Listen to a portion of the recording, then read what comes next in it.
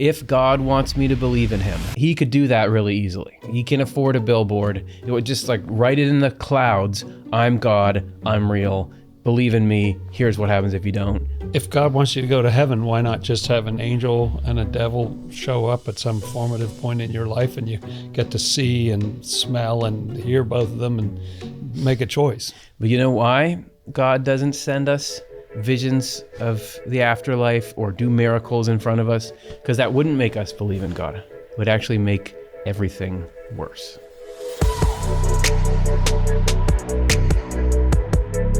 Hey everybody, welcome to Swedenborgian Life Podcast. My name is Curtis. This is Dr. Jonathan Rose. Hey Curtis. The question we're answering today, if you don't have a good answer to this question, you don't have a picture of God.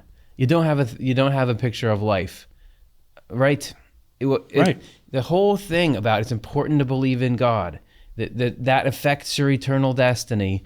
Okay, well, if that's priority number one, why doesn't God just do it?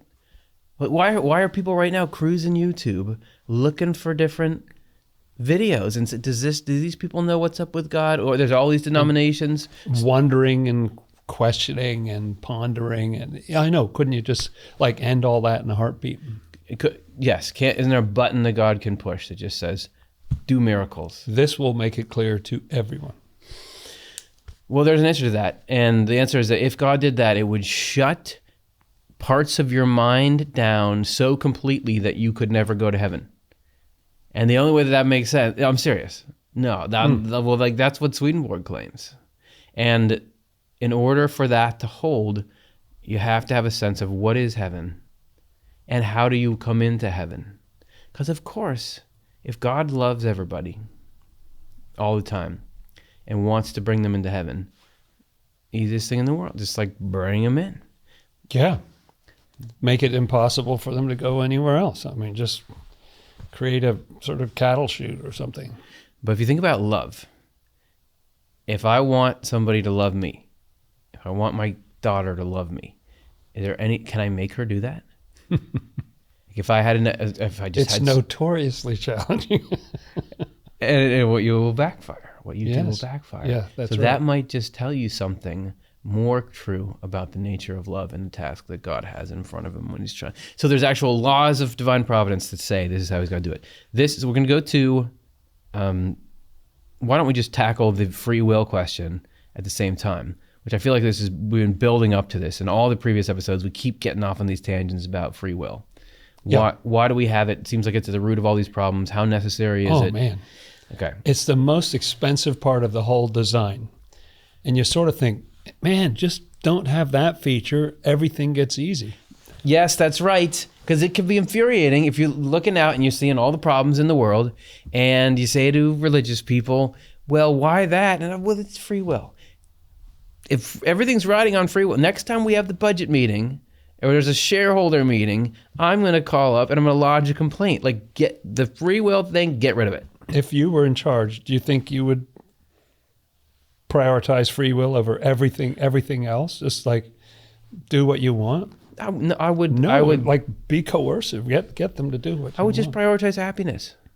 Right? Just prioritize happiness. Not free will. Okay, well, it doesn't work. Well, we can have free will, but so I know what happiness is. I can give you happiness right now.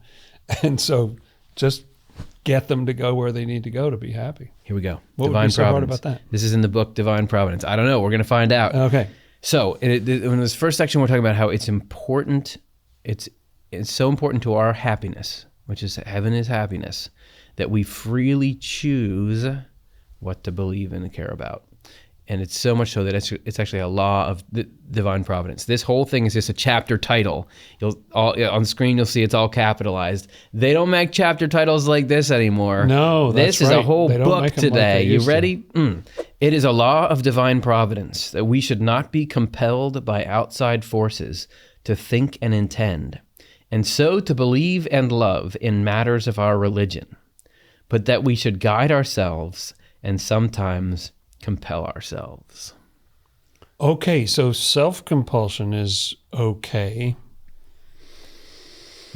And it's interesting that it specifies in matters of religion, because there are various areas of our lives where you absolutely have to be under some kind of compulsion, the rule of law and so on, like you can't do this, or there will be consequences if you do. And, there are areas where we really don't have, there's all kinds of things we don't have a choice about. Actually, when you think about it, you don't have a choice about who you are. I mean, you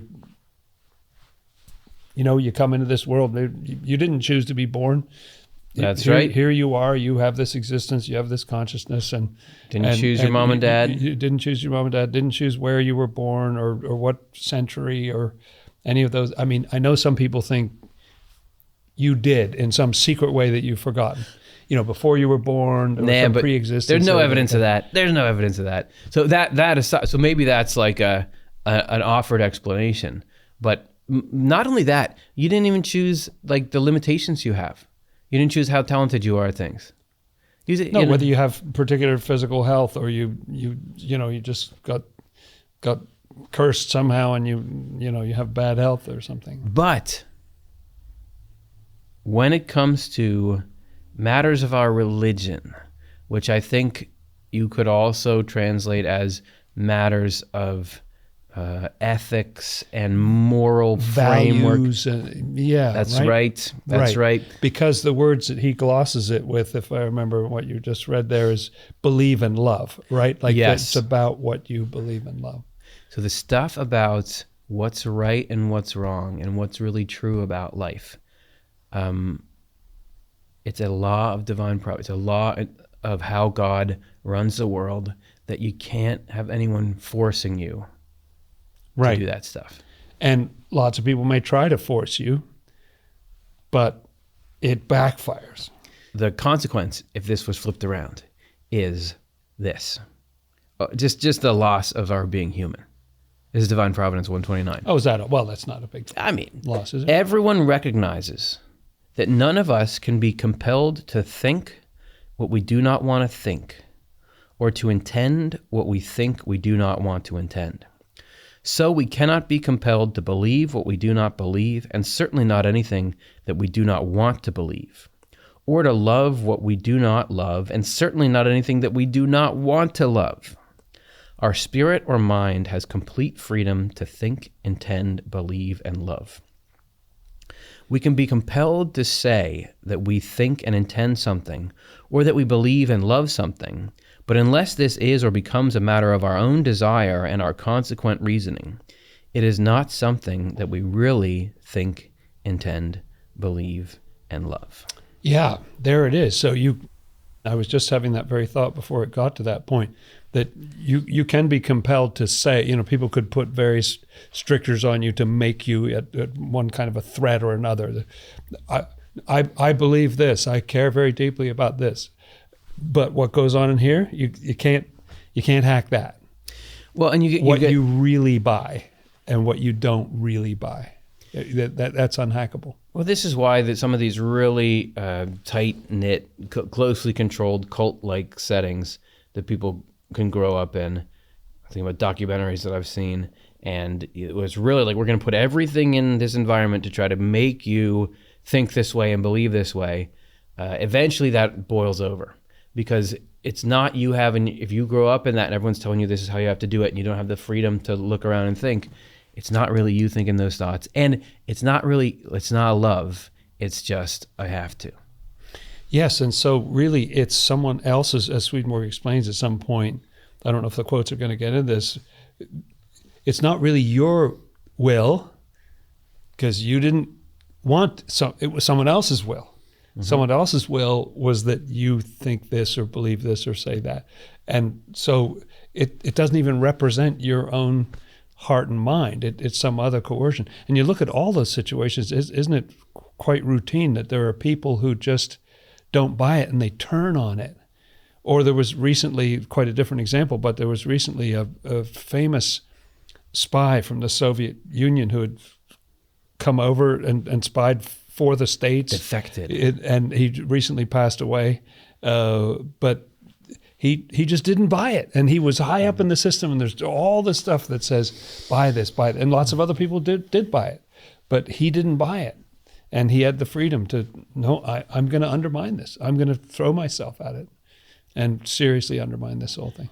So we're given these examples of how that works with human beings. And it's just an undeniable part of reality. We give those situations, but obviously parents want their kids to be a certain way. Doesn't work that way. You can try to force someone, even in companies, like the CEO can all right, everyone, this is our company philosophy. This is how we do it. Whether or not people actually do it, it doesn't always line up. Yeah, and you have to love it because it's part of our culture, and you have to be happy about it. And we don't want any dissent, or else you're not on board, so we'll kick you out. I noticed you only had 31 pieces of flair. That is so great. That's right. You're not really, but it says I'm required to have 31. What do you think about people who do the bare minimum? We're talking about things that everyone will recognize from their regular life. We're just talking about things that are self-evident as part of the nature of being a human being. That's just how it is. So that we know when we're trying to deal with other human beings that it's herding cats. You cannot get people to do what you want unless you have a major power leverage over them. But if you do, what you're not doing is affecting what they love and what they really believe. You're just compelling behavior. So we know that that's how it works with people. Right. What Swedenborg is saying is that why are people like that? Why are people like that? Good question. Yeah. Because God has made people like that, because that's what it is to be a human being, is to be free on things. And so God faces the same challenge that we do, which is that he cannot force you to do things, because that destroys the human nature. You could, as soon as you have forced people to do things, and we're actually going to get into the details of the damage that does internally, but you have changed the people into just a bunch of sticks or statues. They become objects. You cannot have it both. You cannot have conscious beings who are somebody outside of God who can be loved and who can have we can have our own conscious life and also not have the free will. That's what conscious life is, man. It's the free will. That's right. And the free will, as Swedenborg says, and love are totally tied up with each other. I mean, that word will in the free will, your will is what you love. What you love is what makes you feel free. That's why you feel free. I feel free to do this because I love it. I feel a little compelled to go to this event or that event because I don't really want to, but it seems important. So not as much love in there, not as much freedom. You know, it's an exact correlation. So God wants everybody to go to heaven. Why doesn't he just make everybody go to heaven? Well, what does it mean to go to heaven? What is going to heaven? If you don't have a clear concept of that, if it's just the same concept as, well, it's just like you're a bouncer at a club and not that I've ever been, but you okay, you're in, I've opened the door, and then you're in, and it doesn't matter who you are, you've walked in. Yeah. But that is not what heaven is. No. That's a cartoon idea of what heaven is, but actual heaven, as said by, Jesus Christ, the kingdom of heaven is within you. Heaven is a state of loving the things that make up heaven, which is in particular loving other human beings and their welfare and loving God. So you cannot come into heaven, and that's what we're about to read about here. You cannot come into heaven means to love heaven. That's the same thing. That's how you get it. Really comes down to that spiritual geography that we've talked about before, which is such a mind boggler to me. But heaven is the quote unquote place. It's the spiritual area where people love heavenly things, where they have heavenly loves. Yeah. And so there's no way to sort of cheat and get in or lie your way in or something. It doesn't work like that. Swedenborg talks about an afterlife where there's like a heaven over here and there's a hell over there, and people seem to be far apart in distance, and it seems like this portion of the spiritual geography is where everybody who's in heaven goes. But the difference is the way the spiritual world works is what you love is what creates that geography. So the whole reason why there are people in different areas is because their own love, what they love, draws them to those areas. Yeah. So in brief, heaven is The state, you are in heaven when you love being kind and beneficial to people. And you're in hell when you love being cruel and harming people. And both people love both of those things. Yeah. People can devote their life to both of those things. So to say God wants everyone to come into heaven, coming into heaven means you love what is good and you don't like what's evil. And it's not just a question of doing, not that that's a terrible thing, but just doing good things for other people. Apparently Swedenborg sees all sorts of people going to the afterlife and they all say, well, I did this and I did that and I did this and I did that. But what was driving you?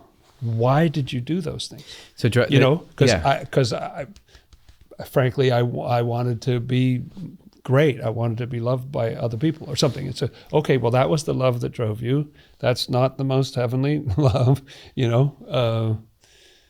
whereas I got tremendous satisfaction out of being a benefit to people, and I didn't even want thanks.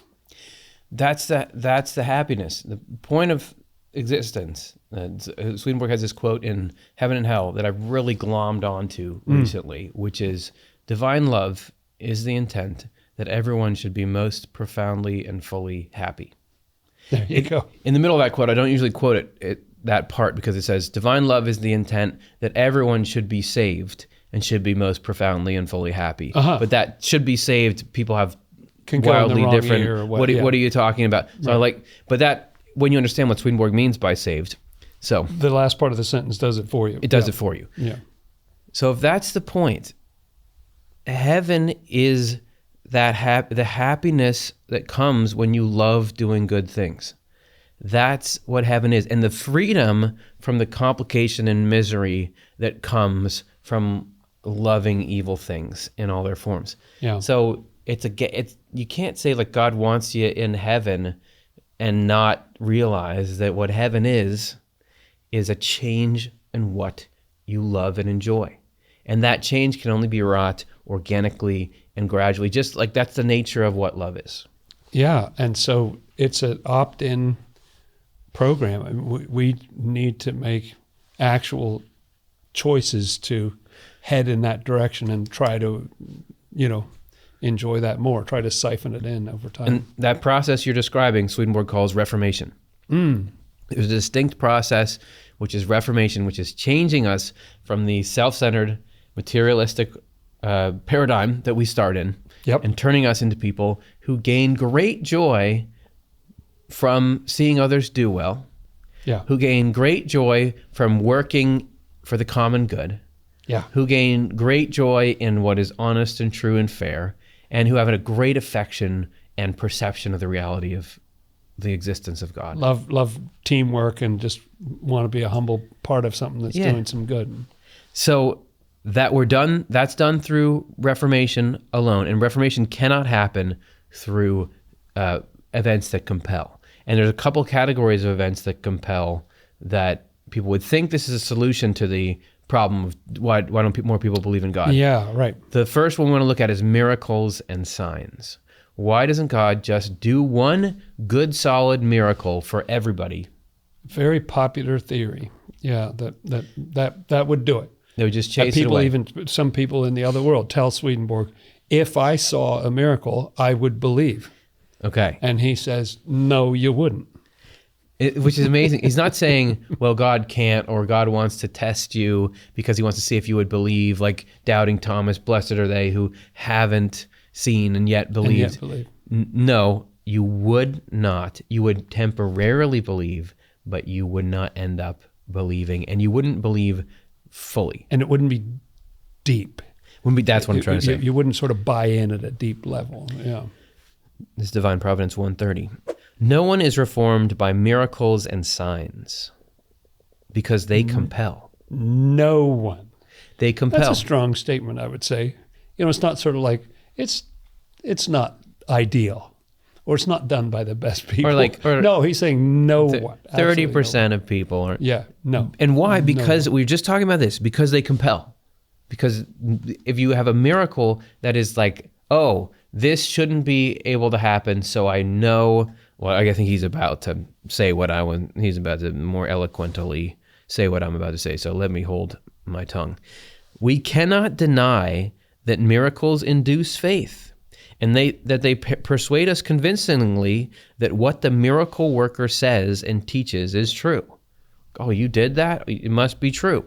To begin with, this conviction takes over the outer processes of our thought so completely that it virtually constrains and bewitches them. I'm thinking of the way you see people react to some of those. There's some great people online who do magic right in front of other people, and then you just see the, they're so like their whole view of reality is just being kind of shattered by what just happened. They can't even. You can see from your camera angle that he actually just threw the bottle and he didn't notice. And right. So and the good. other person's just like, what? However, this deprives us of the two abilities called freedom and rationality, and therefore of our ability to act in freedom and in accord with reason.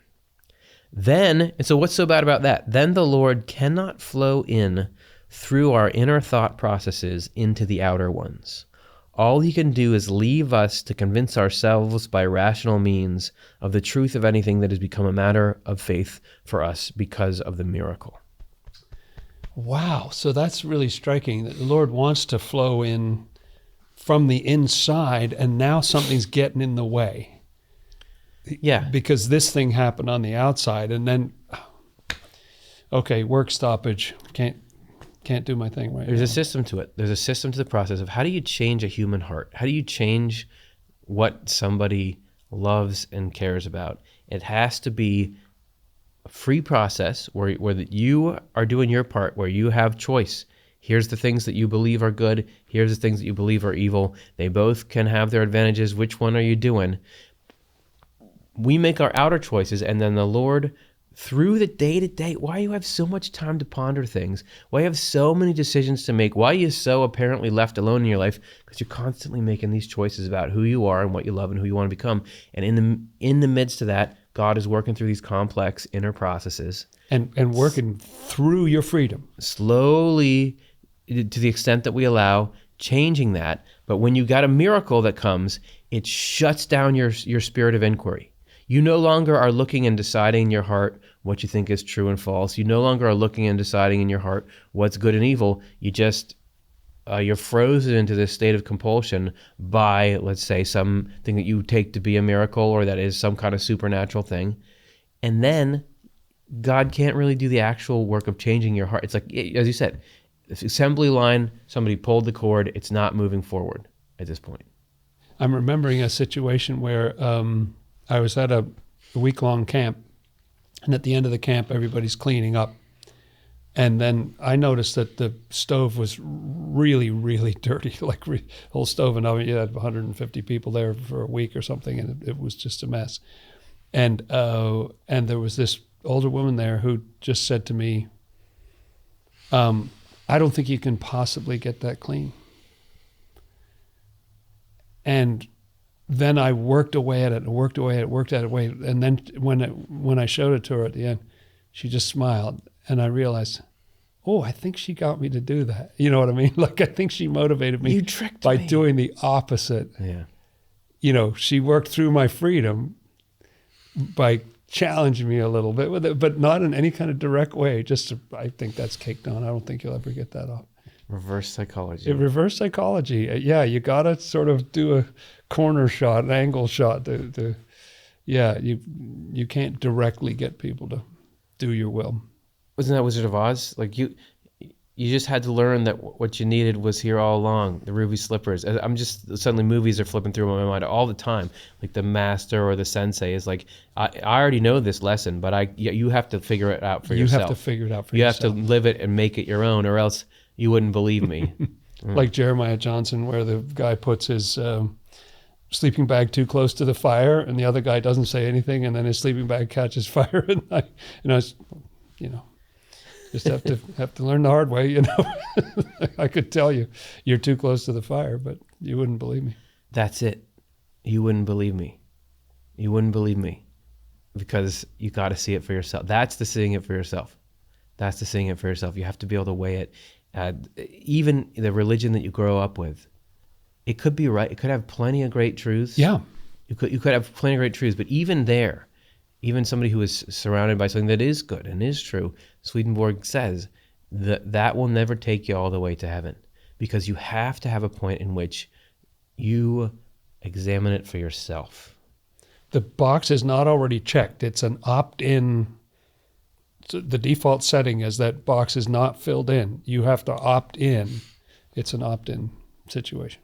Hey, if you're enjoying this show, right after we're done recording these shows, we sit down and record the deep content. If this is a deep dive that we're doing, after that's done, we sit there and really give our thoughts on what did we say that we didn't get a chance to say, or what's a point we wanted to expand on that we didn't. So if you click that little join button, for a very small fee that goes directly to supporting our not-for-profit operations, we give you this extra behind-the-scenes look at what's on our mind, what impacted us most about the content, and hopefully give you some practical, cool stuff to use in your life. So if you want extra content and you want to support us at the same time, click the join button and let's go. So miracles and signs. Miracles and signs won't make you believe in God on their own. We're not saying they couldn't be a part of a balanced diet that leads you to believing in God. But that's not the answer on its own. An exclusive diet. Because what they will do, if too much weight is placed on them, is they'll freeze your brain and make it so the actual work of you believing in God with your heart and loving the things that come from God, that will make that not happen anymore. So it's coming from the wrong place, coming from the outside and pushing you from the outside. I'm sorry. You could just see this. If is there some like... Every romance movie is about the depth of love. It's like, no, this arranged marriage, I can't, or it's I'm supposed to marry this person because they have a good family. Everybody knows that every movie is about, no, that's not what love is. Love is deeper than that. That's not, yeah. That heaven, my love is, I'm sorry, but my love is just somewhere else. And heaven is not just loving the idea that there is a God who's big and powerful. Heaven is loving the things that God loves. What is it to really love someone? Yeah. What's it to really love somebody? You get to know what they care about. You value those and you same want things. to make them happy, or you care about the same things they care about. That's what actual love is. So just to say, oh, a miracle made me believe that there is God, or I have to now do this stuff for God. That's not love. And what that won't do is get you in heaven, which is the happiness that comes from loving that stuff. So miracles and signs won't do that. Also, visits or conversations with the dead won't do that. Even though here we are reading stuff from Swedenborg, who was the king of visits and conversations with the dead. That's right. He would assert for himself that's not what convinced him of all this stuff. It was his encounter with Jesus and his reformation that did that. And it's so great that right in that story of the rich man and Lazarus in Luke, the rich man ends up in hell, and he wants to warn his brothers who are still alive in the world. And Abraham says, look, if they're not getting it from Moses and the prophets, they're not going to get it even from somebody who's raised from the dead. They said, maybe someone can go from here and tell them, and it's not going to work. Which that seems strange, because Moses and the prophets is just a book. And you have the freedom to see that and say, that, why do I care what that book says? There's a bunch of other books. You could have just written that for any. You'd think an actual conversation with the dead, that would be a lot more impactful, than reading those books. Oh, seeing somebody right in front of you and saying, like these chains I wear, I forged in life. Warning you like Ebenezer Scrooge. I'm hearing the Marley Brothers Muppet version when you say that. Or Marley and yes, exactly. But Swedenborg is not arguing that wouldn't be more impactful, but it wouldn't do what the rich man wants to have happen, which is to change your trajectory toward hell or heaven. It closes the door that you want open, and okay, yeah. So this is divine providence. No one is reformed by visions or conversations with the dead because they compel. That forces you. It's the very quality of being compelling that's bad about and that's so funny, because he's not saying, oh, it's not compelling or people won't buy that. No, if it really got your attention, actually that compulsion would be not good. It can force behaviors, but it freezes the ability of God to change your heart, because you're not really there anymore in the same way that you were before you were compelled by that. It's very much like being terrified, like the idea of, almost dying some horrible death or something, and then I've got to, I don't know, Yeah. and it shakes you up or something. But it's after you relax, you'll just go back and do that thing again. And we're going to talk about that even more. So put a pin in that. Check this out. There are two kinds of visions: divine and demonic. Really? Divine visions are given by means of portrayals in heaven, while demonic visions are affected through magical events in hell. So kind of movie magic, so sort of, right. So people have visions like crazy all over the place, all over the world. People have these visions of spiritual things. It's in the Bible all over the place. The entire book of Revelation is a series of visions. Yeah. 22 chapters of visions. Yeah. And lots of stuff in the prophets and so on. Yeah, people are having visions all the time. What Swedenborg is saying is that when you have those visions, like, what's the actual process that's taking place? Swedenborg claims that you have your physical eyes, but because you have a body that sees through those eyes, but you also have a spirit, and your spirit has eyes as well. People have a near-death experience and they do go meet someone that they had known in life, the person always, they have a face. They're still a person-shaped person. Yeah. And they'll even see themselves while they're leaving, like they'll see their body over there on the stretcher or something, and they're in a different body, and they see other people who are in different non-physical bodies. So you still have eyes, your spiritual eyes. When you're having a vision, what happens is your spiritual eyes open and you see something that's in the afterlife. And according to Swedenborg, there are two kinds of things you can be seeing. Portrayals in heaven. So in the spiritual world and in heaven, there's a lot of motion graphics going on. Yes. There's a lot of things that here we call movie magic, where you can bring ideas to life, have fantastical things happen, have an infographic. Just gorgeous sights. That can happen like anywhere, anytime in heaven, because in heaven, as in all the spiritual world, thoughts and feelings and inner concepts can be made visible. So if you are having a vision of heaven, what you're seeing is some truths or something actually portrayed in visual form. And your spirit is sitting there looking at this actually happening in the spiritual world.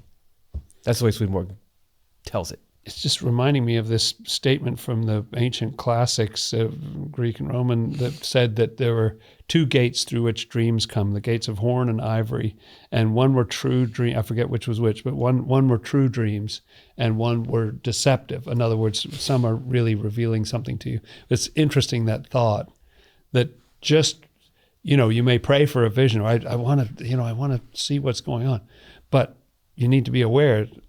You could be told the truth in a vision, or you could be absolutely lied to. And I think the difference, so when these demonic visions that he's describing, you're still looking through the eyes of your spirit. You're still seeing things. This time you're seeing things that are in hell, but the things you're seeing are lies. They're not true. Twisted. They're upside down in some way. When Swedenborg would go and see angels in heaven, he would see, I'm thinking of a story of a couple to visit their heaven, and they had been married for thousands of years, because he's doing this thing about the importance of marriage and how two people can grow closer and closer forever. And when they were coming up to him, when they were far off, he said they looked like little children. Yes. And they had like wreaths on their head and they were playing around, but when they got close, they looked like they were adults. Yeah. And those people were actually surprised. They didn't realize, because they said, to ourselves, we just look like adults the whole time. But what he was seeing was a portrayal of the innocence that's in them, because those people have this innocence and goodness to them. So they're like little kids on the inside. So you see that when they're coming up. That's a portrayal in heaven. It's a real thing. And it's so interesting to me that sometimes you can see the truth from farther away, or a different truth from farther away than up close. We generally sort of think, well, only somebody who was inside the organization could really know what's going on, you know? Yeah. Oh, not necessarily. Somebody could see the truth from very far away. You know? We need some fresh eyes on this. We need an outside expert. Yeah. Definitely, you can see things about people that they don't even know about themselves. Yeah. So that's the truth being shown to you in heaven. But Swedenborg would also encounter, if you read his Journal of Spiritual Experiences, all the time, evil spirits. These are people who actually hate everyone and want to hurt everyone. And they would appear sometimes to him like they would have little children by them, or they would have some nice looking adornments, but it was fake. It was them, and he would say it was them trying to feign innocence to gain his trust so they could stab him in the back or something. So that's a false portrayal. It's not actually a representation of what's in them or what's really there. It's them trying to cast a false appearance. That's a demonic vision. I remember one time when he saw some person in the spiritual world, and the person was an author. They'd written a number of books, and he said to Swedenborg, "Do you want me to make them glow?" And it sounds like Swedenborg sort of said, "Sure, knock yourself out, whatever." Okay. And so he makes them glow for a little while, and then the glowing just stops. And you take that, contrast that with what the Bible does in the afterlife. According to Swedenborg, there's a spiritual version of the Bible, so the inner contents of the Bible are there, and people read from it and even do religious services from it. And there's blasting light that it's just, and power that comes from it. It's like something you'd read in fantasy or sci-fi or something. If you want to get weirded out, he says that you can take the book of the Bible and rub it on yourself or on your sleeve, and your sleeve will glow for a little while. Make your clothes glow. And so they take things where they cut a verse from the Bible and they hang it up, and it'll actually be like a light, like an LED in there or something. And the reason for that, crazy as it sounds, is because spiritually truth is light. Yeah. So the reason the Bible shines like that is it's got a bunch of truth in it. So that's a real portrayal. That's you seeing, oh, this thing has truth in it. Whereas that guy making his books that were full of falsities glow, is he's trying to imitate that. But even seeing that wouldn't help you, right? Like if you took somebody off the street and said, "Here, I'll show you heaven. Here it is." It wouldn't help. Now, tell me again, why not? Okay. Because we kind of dived so deep into this demonic vision and true vision. However, before we get to, you're saying, how do we get back on track? Before we get back on track, if you're ever reading Swedenborg and he says to you, this is how it is, there's this and there's this, and you think to yourself, oh no, I wish there was something, that's the only two options, that doesn't fit for me. You've got to understand, he will make sweeping generalizations. Yes. Don't take it too seriously, and this passage is a great example of that, because he says, I'll just back up and read there are two kinds of visions, divine and demonic. Divine visions are given by means of portrayals in heaven, while demonic visions are affected through magical events in hell. That's two, we're done. Except the next sentence is, there are imaginary visions as well. Okay. Visions that are the illusion of a mind that has lost its bearings. So there's a third category. You can literally have hallucinations when you're in a fever, or taking drugs, or all kinds of different reasons. You getting super, super tired, just not sleeping for a few days. Absolutely. So just saying, ride loose with Swedenborg. He'll say there's only these two. There's meaning in that statement. I mean, these are the two main ones. These are the two that have meaning and consequence. Yeah. But yes, it does happen. It does sure. Well. Okay, so you can have those visions from the afterlife, or maybe you see and talk to people who have died in those. But this is what that all leads to. Conversations with the dead may lead to the same results as miracles that I have just described. That is, we may be convinced and be constrained to worship for a short while. However, because, you came back from the dead and told me I had to do this. Wow, that must be real. Okay. However, since this deprives us of our rational functioning, and at the same time it hems in our evils, this spell or inner restraint is released, and the pent-up evils erupt in blasphemy and profanation. Still, this happens only when spirits have imposed some religious dogma. No good spirit, let alone any angel of heaven, would ever do this. Yeah, that's so interesting. So it becomes pent up. It's funny, the mental image that came to mind is that often when you go for a walk in the woods, sometimes you see deer, running away from you, especially if you're in the evening or the early morning or something like that. And I always thought, gosh, those deer just love running. They're always running. They hate running. And what they do is they'll just run and then they'll circle right back because they liked where they were. They don't want to leave where they were. They'll just circle back. If you move along a bit, they'll run. Okay, let's go back to where I was because I liked what I was doing before. Yeah. And we're a little bit that way, so you see something that's sort of overwhelming and overpowering and constrains you, but actually part of you is mad about it.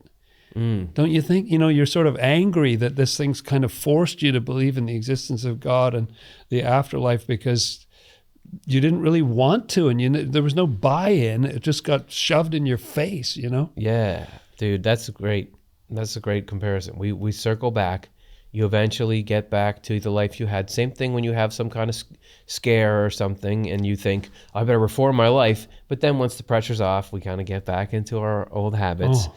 But I feel like this is incredibly valuable, the explanation here. Why, if you had some conversation with a dead that forced you to believe in life after death and forced you to believe in a certain picture of the afterlife, what does it disrupt? Two things: your rational functioning.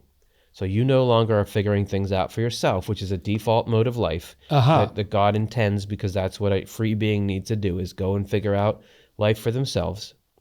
And it hems in our evils. So part of what's going on through divine providence is we have tendencies toward evil, and also throughout our life things we've glommed onto that we love and have practiced that are evil. God wants us to be in heaven. So heaven is the rejection of those evils and the love instead of what's good. When you're in this state of compulsion and shock from some kind of miracle or something, you no longer can have your evils reformed because you're not choosing in freedom to reject those. Yeah, it seems like an atmosphere of freedom is needed for these things to come up to the surface, and then you, in a state of peace. I mean, it's horrible, isn't it, to be all rattled, like if somebody forces you to make a decision immediately. You've got to decide right now. Yeah. What you want is the time and the peace.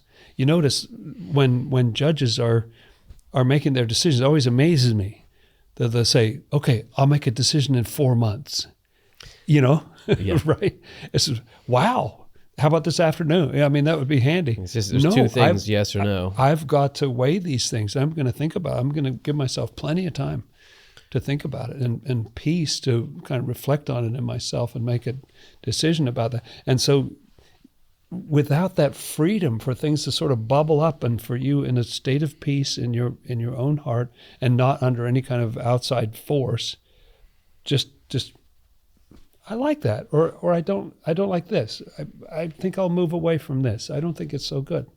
I like this.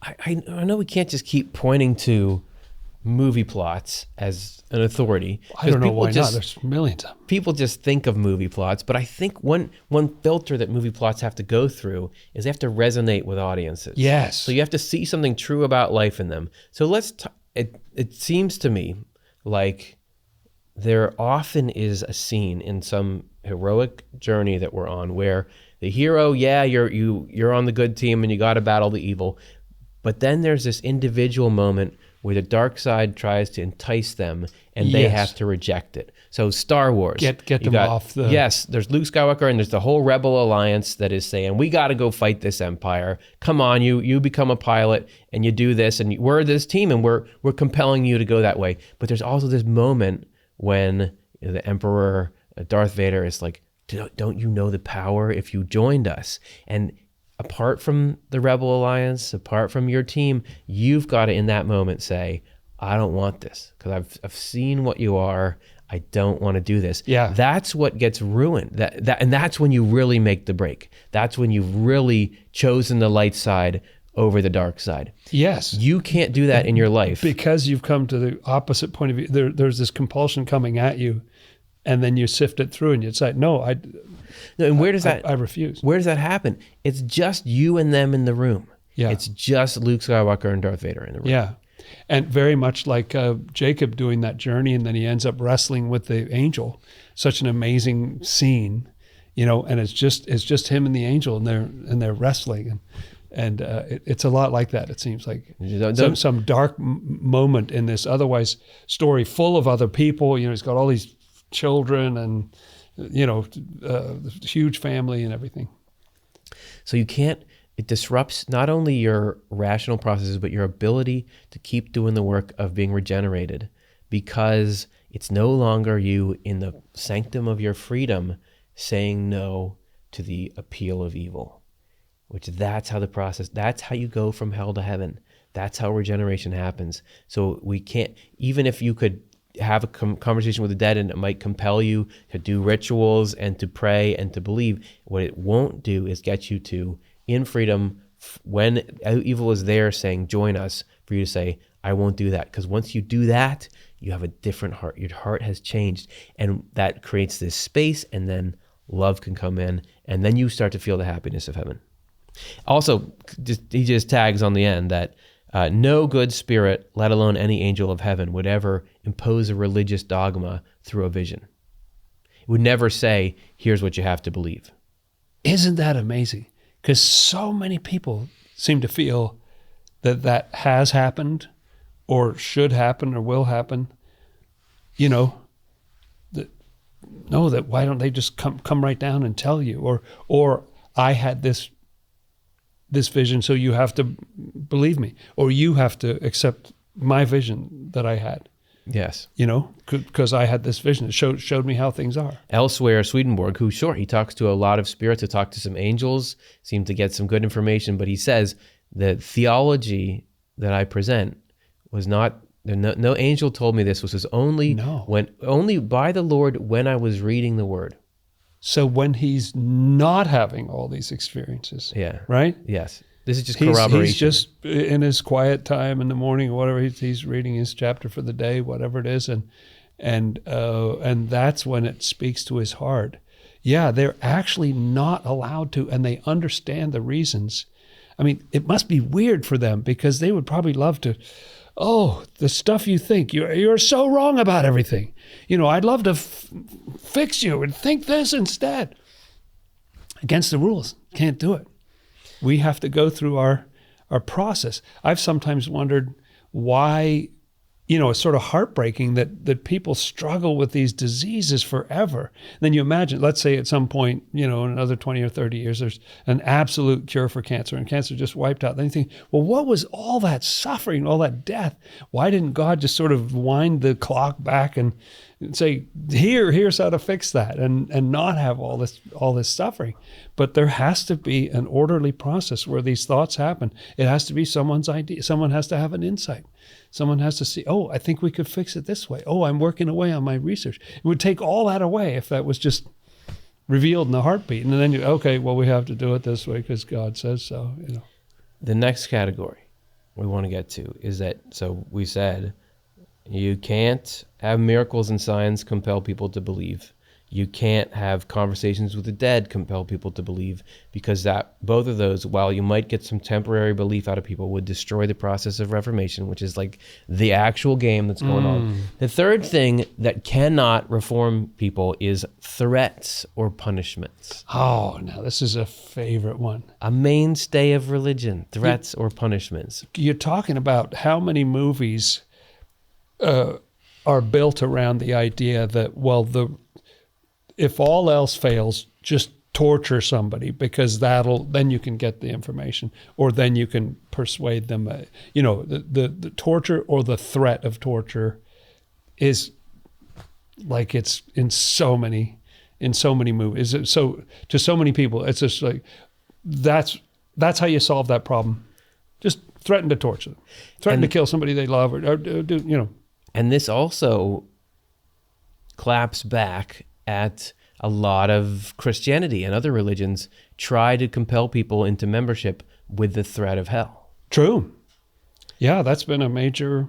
That's a pretty good incentive structure. In the time past, that was definitely a very big way of convincing. When you went to some new island with native peoples or something like that, yeah, you threaten them with hell and eternal damnation and try to get them all baptized. This is what Swedenborg says about it. No one is reformed by threats or by punishment, because they compel.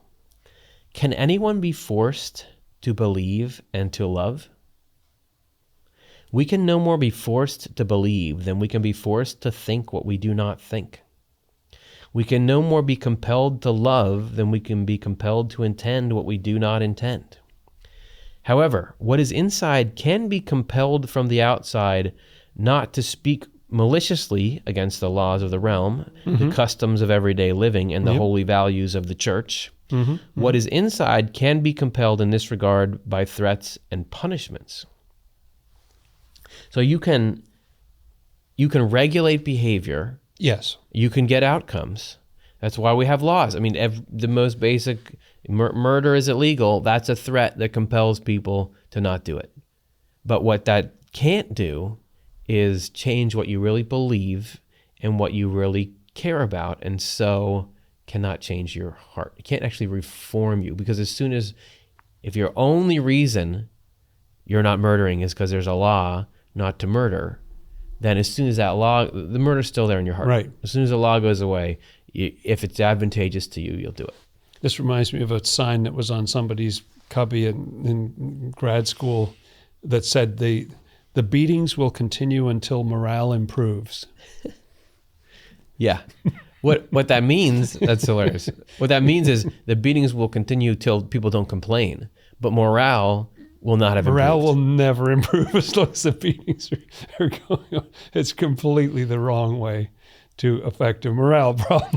So beat everybody. listen to the complexity of what goes on in us. You don't understand why can't you just do this? Why can't you just do that? Until you understand how complex what's going on inside you is. It's just the same as why can't you just run 40 miles right now? Yeah, and that would be so healthy. Yeah, that'd be so healthy. You'd feel so great. Until you understand your ATP levels, your respiratory, there's so much going on in there. This is Divine Providence 136.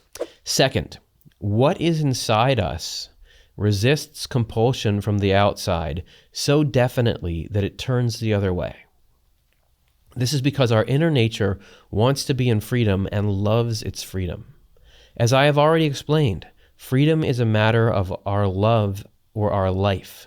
So when something free feels that it is being controlled, it withdraws into itself, so to speak, and turns in the opposite direction. It looks at the compulsion as an enemy. This is involuntary. This is the part. This is your very core root of consciousness. Deep seated, and you see it in manifesting in 1.5 and 2-year-olds. It's already there. It's deep seated. I will not do what you told me to do. I would actually like to do the opposite of what you told me to do. The love that is the substance of our life is irritated when this compulsion happens, which makes us think that we are not in control of ourselves and that we are therefore not living our own life. The reason our inner nature is like this is found in the law of the Lord's divine providence that says we should act in freedom and in accord with reason. We can see from this that it is harmful to compel people to worship God by threats and punishments. Oh, it makes it worse. If you say, you better believe in God and you better love God, because if you don't, you're going to hell and you're going to get punished there. That makes it worse. It makes people not like the idea of God and want to not believe in God.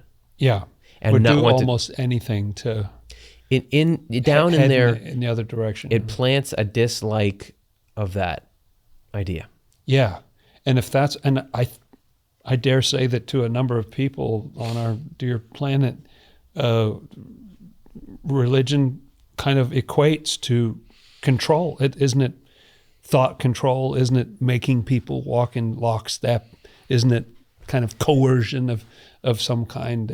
It's which is the absolute opposite of what Swedenborg's talking about. There's a lot of religion that's not that. Yes. But There's A lot. that is that. Yeah. And the is that part, the compelling, controlling part, is so destructive to the goals of religion that that's what people come away with. It ruins And the reputation of the whole thing. It has successfully turned off, I would say, billions of people. And we learn here, unbeknownst to us, that there's this inner part of our life that when it's told it has to do something, just naturally identifies that as that's the enemy. I won't do that, because that's the core of what a human is something that acts in freedom. And the last thing you want to do, if you're, again, go back to like a romantic comedy and it's like, oh, this guy really falls for this girl and he's trying to woo her. If he goes out on a date and says like, you have to do this and you have to love me, what's to do to his chances? What's that do to his chances? That's a great pickup line, isn't it? I'm not saying romantic comedies always know what they're talking about. And I'm not even saying I've seen that many of them. But what I am saying is things like that. You viscerally feel the truth in that you can't be pushy about love. Yeah. Can't be pushy about love. You can't. Same thing with your kids. Same thing with. That's not how it works. That'll backfire. You can sometimes get forced behaviors, but you can't force love. Yeah. Yeah, and inside there'll be such a resentment. If somebody sort of forces you in a long-term, like you're kind of enslaved to this thing or whatever it is, you just have this resentment. Like if I'll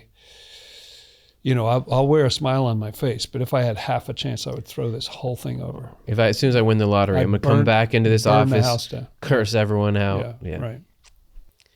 So we spent this entire show so far asserting that nobody can force you to love heaven. You can't go into heaven without loving heaven, and nobody can force you. Not even God can force you to love heaven. That if he used the most impactful tools that could possibly be at his disposal, visions from the dead, miracle signs, God even himself cannot force you to love heaven. Nobody can force you to, except there is actually one person who can. There's one exception. You can force yourself to love heaven. And actually, you have to start by forcing yourself, because in the beginning there's a whole part of you that's going kicking and screaming if you try to take it all away from selfishness and materialism, which is what hell is. It's so weird, because you would think forcing yourself would be the same as someone else forcing you. Isn't it the same? It's force, and yet there's something about forcing yourself and the way that your inner part and your outer, because I guess the only way to force yourself is that your inner self has to force your outer self. So you're in the right part. You haven't shut that outer part and blocked the inner part. If you want proof that you can do that to yourself, come on, man, don't do that. You say that to yourself. Like, get it together. You're forcing yourself right then. Yeah. Don't do that. Why did I do that? Don't say that again. Yeah, right. That's forcing yourself. Look it up in your idioms and things. Divine Providence 145. Self-compulsion is not inconsistent with rationality and freedom. Self-compulsion is not inconsistent. Interestingly worded, yeah. I have already explained that we have inner and outer thought processes. I have explained that because they are so distinct, they can act separately as well as together. Meditate. People say meditate. Observe your thoughts. Oh, then who's observing your thought? You have an inner and an outer part of yourself. Yes. And they can act in concert, but they can be at odds with each other, where you can say, I don't want to be having that thought. Just that sentence, which everyone knows is true, shows there's two separate parts of you that don't have to be on the same page. I know someone who once said, was laughing really hard and then instantly got sad. The next second said, I wish I felt fully involved with my laughter. I'm involved with that. I'm involved with that. As a human experience. Okay.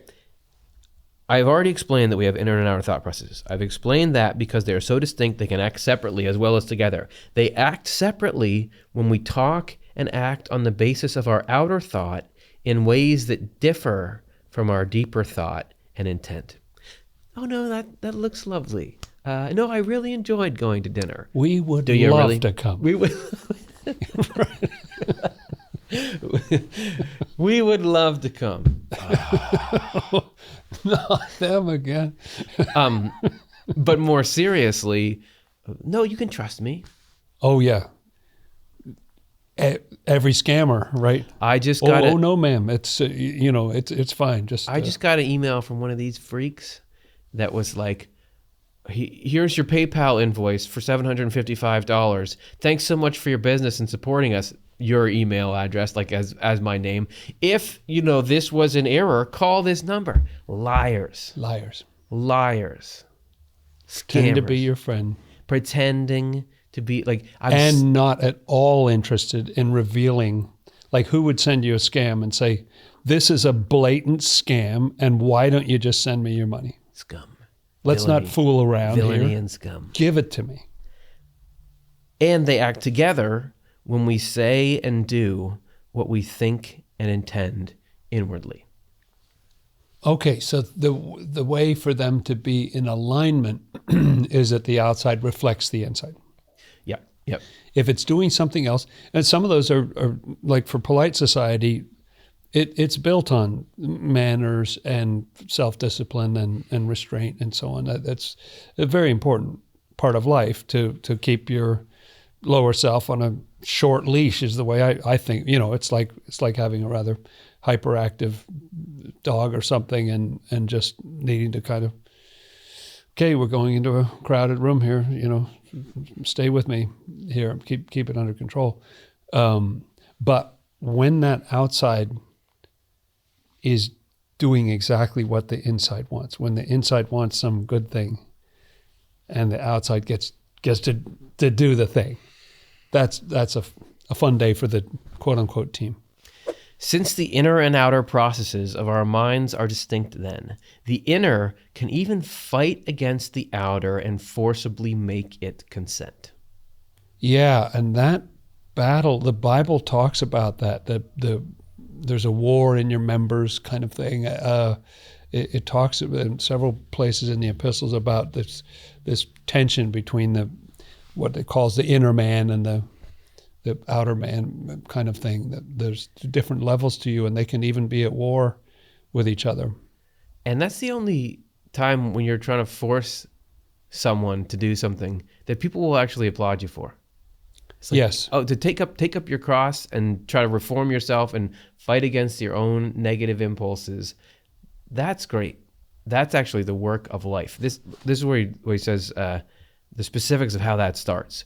The struggle starts when we think of evils as sins and therefore try to refrain from them. Since to the extent that we do refrain, a door is opened for us. Once this door has been opened, the Lord expels the compulsions to evil that have kept our inner thought processes penned in. In their place, he plants desires for what is good, again in the inner levels of our thought. So where does the compelling begin? Before regeneration, when we're without form and void, you just go through life and whatever you want to do, you're into it. I want to say these things, I want to act this way, I want to do this, whatever. I just do whatever I want to do. There's a certain point at which you're looking at that and you're starting to filter it. And through some external, you learn something maybe in your religious texts that gives you a basic education about morals. And then you start looking at what you're doing and saying, like, is that nice? Is that fair? I shouldn't have done. What impact did me having that have on this person? Would I want them to do that to me? Oh, I should not do that. Yeah. And I don't like that thing enough that even though there's a part of me that still wants to, this other part is saying, I'm going to actually, at cost to myself, fight to not do that. I will fight you on this. Yeah, to yourself.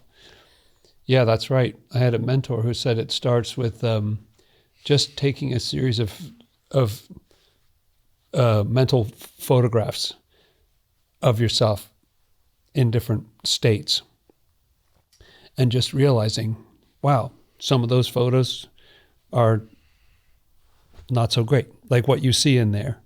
I have this story about myself that I'm this way. Oh, but here I am raging and tearing up the furniture. Oh, take a picture of that. There it is, Yeah, don't like that picture. And look at them. But you start to see that, I have a range of these different things in there, and some of what's in my kingdom is not good.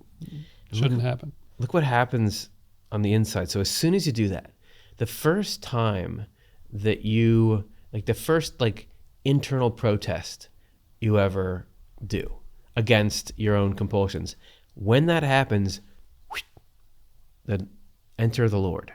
He peeks his head through the door. He's like, now that you, on your own, in your freedom, have said, I don't want to be ruled by this anymore. That's like you're changing who you're voting for. And suddenly the Lord can come in, opens this door, and not all at once, but starts to get rid of the compulsions to evil, and then in their place comes the compulsions to good. This is that sacred process of regeneration where we're starting to change who controls our life.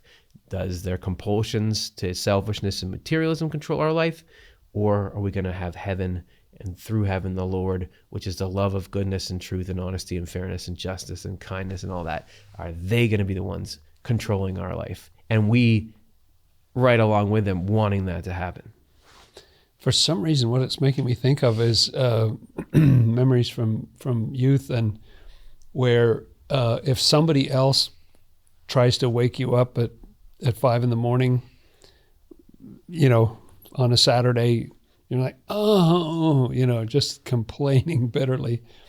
But if you realize, oh, some friends and I want to go fishing, and to really catch the right moment, we should get up at 5 a.m. Then you force yourself to do something you never did, set that alarm and make yourself get it when you wake up in the morning. Make yourself, you don't feel like it, but make yourself get out of bed and go, or make yourself get into, like a cold tub when you don't want to get in. There's all sorts of little forms that this takes, where you're able, like those experiments they did with kids where they give them a cookie and they say you can have 2 cookies if you wait. Marshmallow. Right? Marshmallows, whatever it was. And it's amazing just in fairly young children that some of them will have the ability to say, I want that now, but I'm willing to wait and get 2, and people who have that self-control, it goes very well for them in their later life because they've learned that self-compulsion early. Look at all these great examples you gave. Waking up in the morning, cold tub, exercise. This shows when you want to do something that's good, it doesn't come without a fight. Just about everything that changes your trajectory of your life for the better has a struggle attached to it. Same thing with the kind of discipline to get different results in all areas of your life. So it is with this letting the Lord in. It says, however, since the pleasures of our compulsions to evil that have been besieging our outer thought processes cannot be expelled at the same time, a fight starts between our inner and outer thinking. The inner thinking wants to expel those pleasures because they are pleasures in evil deeds and are incompatible with the desires for goodness that the inner thinking now enjoys. It wants to replace the pleasures of evil with pleasures in goodness because they are in harmony with it. The struggle begins with this disagreement, and if it becomes more severe, it is called a temptation. Temptation. A word that Swedenborg used a lot in his transition that we read in Journal of Dreams in another episode, isn't it? Where, then the temptation came. And that, So this is cool because often with Swedenborg, wait, what exactly do you mean? Could you give an example? And here in the next number, he says, an example may help. Oh, good. Yes, it may. Here we go. Let's get really granular. Suppose we have felt pleasure in cheating and in undetected theft. Mm-hmm. You just do that. You go in your life. Enjoyable. There's ways that you might do that, and that's still a fairly being sort of sneaky and smart. I say, well, I figure it out. Mm-hmm. Yeah. Nobody caught on. It's a pretty obvious evil, but this is something that some people struggle with. And so here it is. Suppose we have felt pleasure in cheating and in undetected theft. but we see and inwardly admit that these are sins and therefore want to refrain from them. So somewhere We'd hate it if somebody did that to us. And you start understand the damage it caused. You see that you're commanded not to do it in the Bible, but something about that glows to you in a different way, and you think, oh, I better not do this. The fact that you want to be deceptive about it, because of course you don't want to tell somebody you're doing it. When we refrain, a battle between the inner self and the outer self begins. The inner self is full of a desire for honesty, while the outer self still enjoys cheating. That's a little bit of a conflict. There's two kinds of fun. There's two kinds of fun. There is fun and gain in this theft and cheating. There is also joy and satisfaction and understanding of the dignity and nobility of honesty. Yeah. And your inner self knows, I want my life to be like that. I don't want to be participating in this stuff that I wouldn't even want someone else to do to me, that's out of integrity, that causes this harm that I don't want to. I don't want that. I want to be in this. And the outer self is still wrapped up in, I want that dopamine rush. And it doesn't understand that there could be any satisfaction or pleasure, just the outer self on its own. Doesn't understand that there could be, what delight would be like in not taking it? Like, I don't even know what you're talking about. I don't understand how that would be delightful. But there is a delight in just, even if you have the opportunity and not doing it. It's like, there's self-control. It feels peaceful. It feels orderly, and it's good. It's good for society. And you're happy that evil spirit was defeated. Well, and the fruits that bears is trust. And you get to live in a high trust society where you can leave, when you go rock climbing, you can leave your wallet and keys and stuff in a little bag just by the bench. You don't have to put them in a locker. Yeah. And you can trust the emails and calls that you get. Yeah. That's what we could have. And then you begin to love the welfare of your fellow citizens. And that becomes the point of life. That you start to understand, the greatest thing you can be involved in is to seek the joy of others as they seek your joy.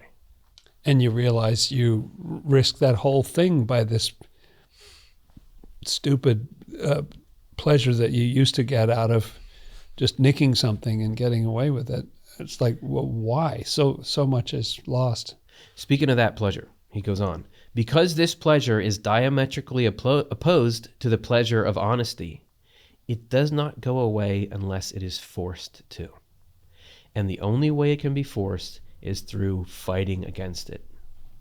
Once the battle is won, the outer self comes into that love-filled delight and honesty that is true caring. Gradually thereafter, our pleasure in cheating becomes distasteful to us. Here's how you tell the difference between good and evil.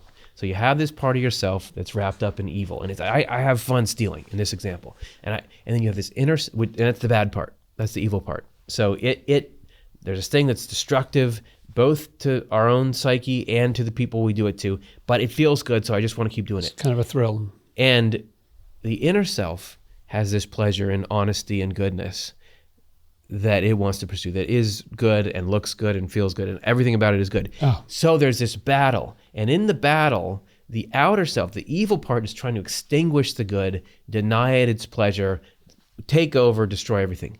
The inner self, with the goodness, when it wins, the outer self wins too. Because now the outer self, which is just kind of like a sort of like, it's like a dog or something, like it doesn't know, it's just got its bone in its mouth. It should not be leading the human mind, but it is, and that causes problems.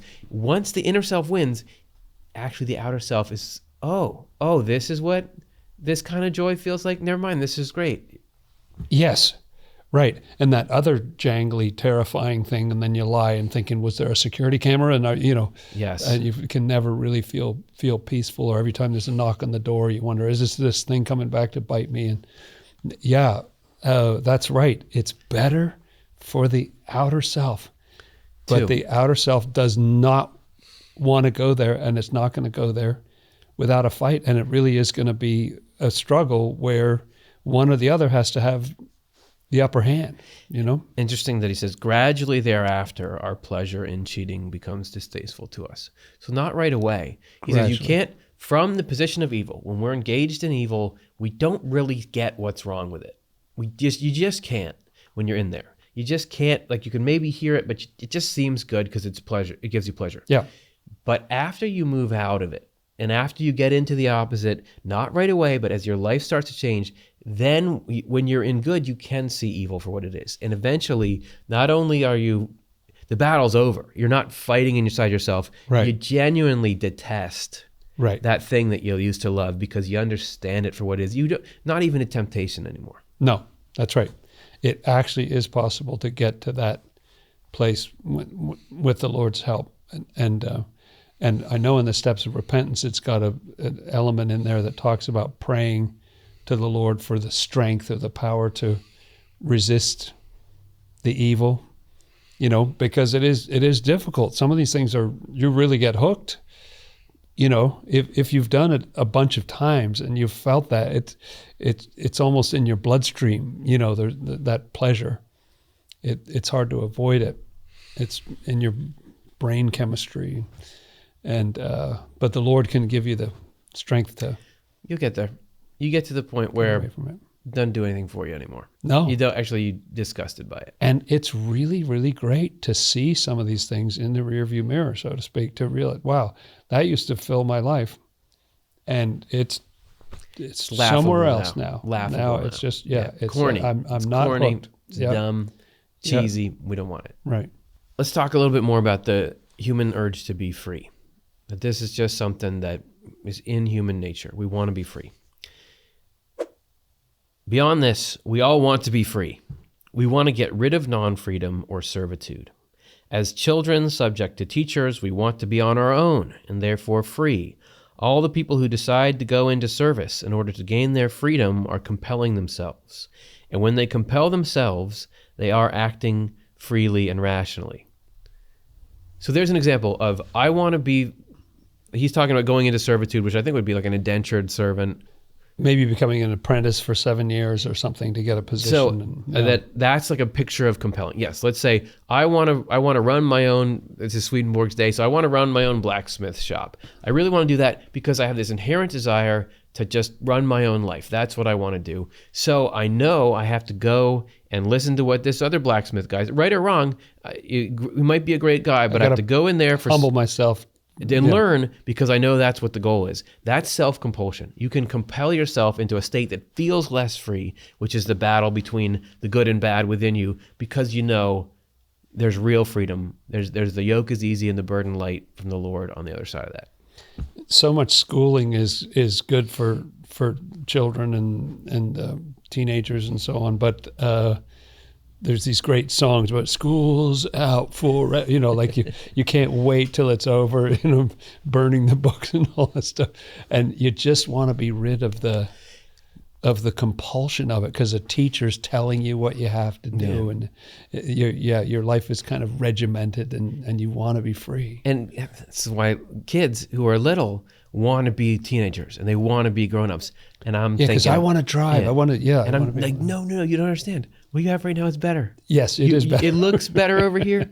It's not as good. Right. But they just want it. They just want it because there's that urge toward being free.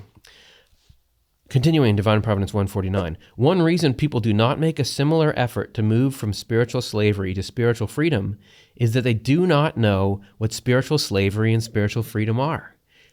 How are you going to get out of being trapped if you don't even realize that you're trapped? A little confused about the road signs. We don't know where we are. They do not have the truths that would teach them. And in the absence of truths, they think that spiritual slavery is freedom and spiritual freedom is slavery. Like, what do you mean? I'm not enslaved by my desire to steal things. I love stealing things. That's when I feel free. Not realizing that is hell running your life, restricting you, capping your potential for happiness, destroying your ability to be in heaven. I love that lyric. It's, I'm as free as a bird, and that bird you cannot change. Should we do the solo? A second reason is that the Christian religion has closed the door on intelligence. Zing. Church's fault. And the theology of faith alone. We should have that alert go off when That's right. But here's the damage. This is why Swedenborg was such a reformer, why he Yes. wanted to go after certain doctrines in the Christian church, is because he could see this is the damage those doctrines are doing.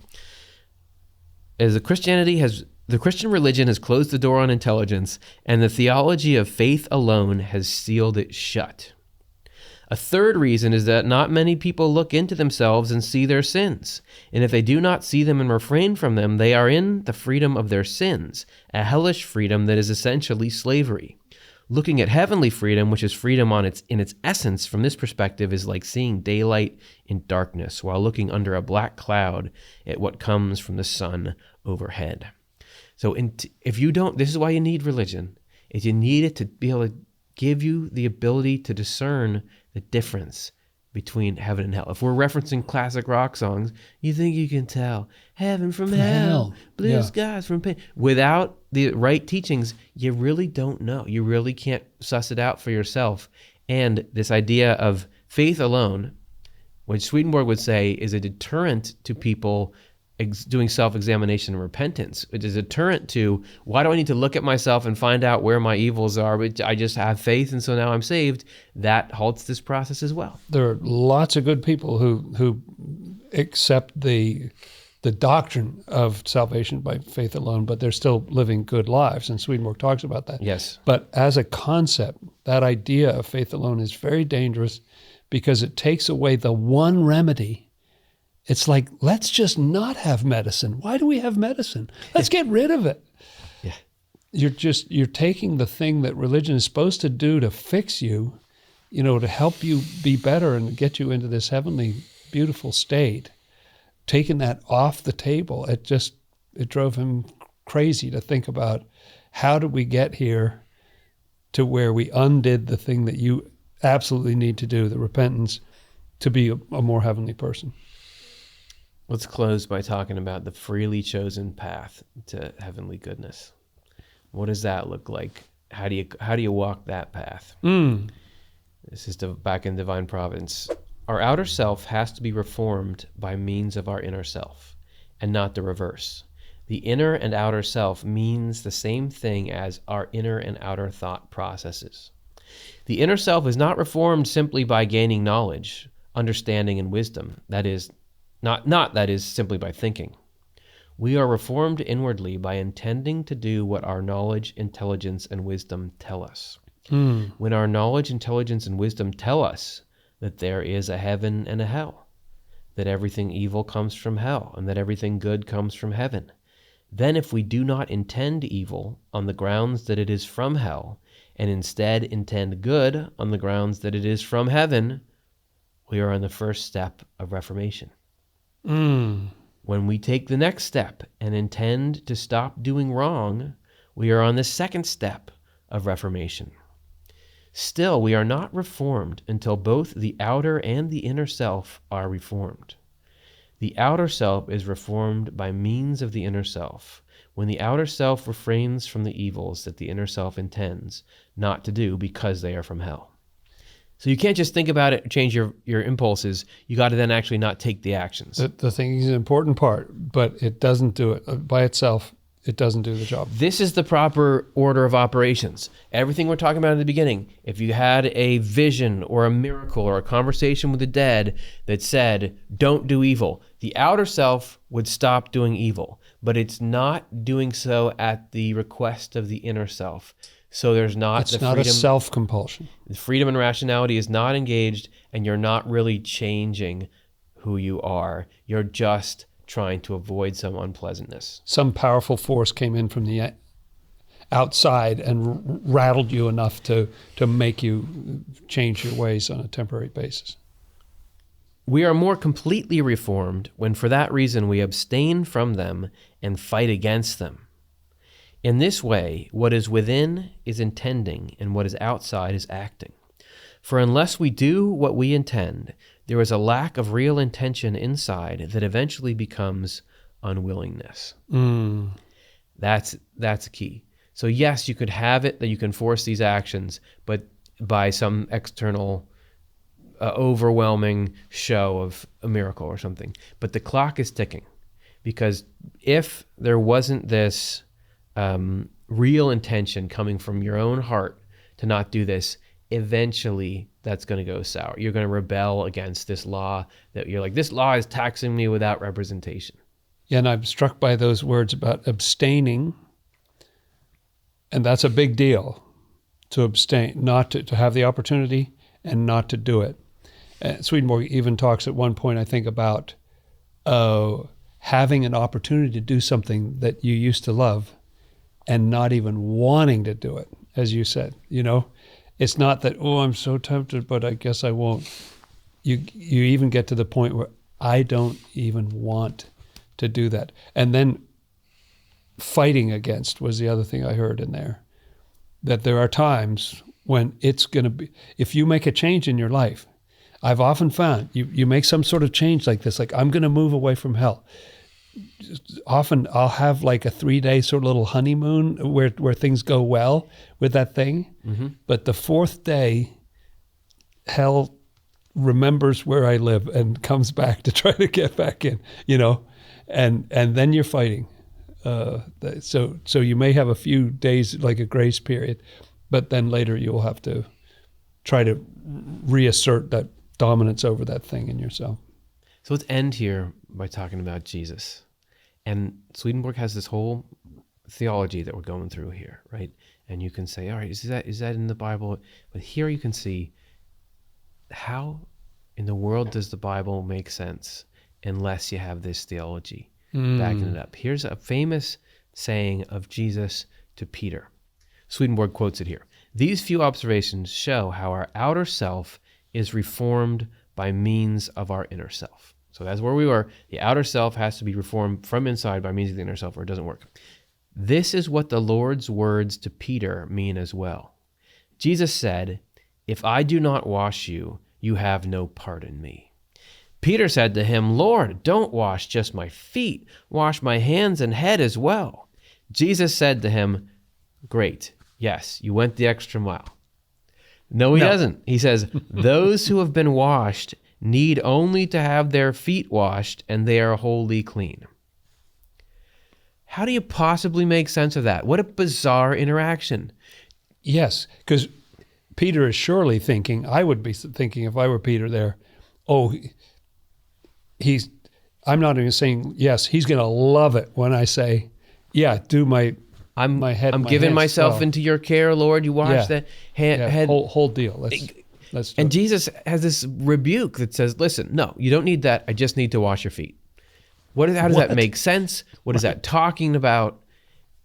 What it's talking about, according to Swedenborg, it fits in line with this whole thing, is that he's describing how the process of regeneration works.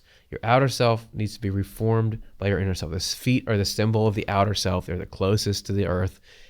And it's only through this process that it works. That's why they're the last thing. And I also think about the fact, okay, so maybe you bathed in the morning and then you're walking around in the dusty world, and so your feet are dirty, but the rest of you're essentially clean. And I love that image of the Lord washing the dirt, that accumulates in our outer self as we walk through this world. It's we get dirty. Because I'm really going to get in shape. And not only I'm going to go and lift weights and stuff, and then also I'm going to, think inside myself and have the molecules from my fat cells get transferred to this, and I'm going to build up these micro fissures in my... You don't do that. That's not your part. I'm going to release endorphins, and then I'll release that hormone. I'm going to change into ketosis. I don't know. That's not what you do. You go and do that. You do the feet part. You get your inner self you compel yourself to do that, and then the Lord is going to change you. That's enough for the Lord to change you. Yeah. You can't replace your corrupt desires with heavenly ones. All you can do is get your inner self to recognize them and tell your outer self, we ain't going to do this. I'm really struck by that door in that one quote. It says, this is when the Lord, this door opens. Something divine comes in. So that I think the message of the takeaway is, why doesn't God just force you to believe? Why doesn't it just give you the obvious indicator that this is how things are? Why doesn't he use miracles, conversations with the dead, threats of punishment to just get you to do what he wants you to do? Is because there's a much more complex, delicate, purposeful process here. The Lord wants to bring you into heaven. That's why the universe exists, is for a heaven from the human race. The way in which you go to heaven, the only way, is that you come to love what's in heaven. You come to love what composes heaven, which is everything that's good and true. And the only way you ever come to love something is if you're free to choose whether you love it or not.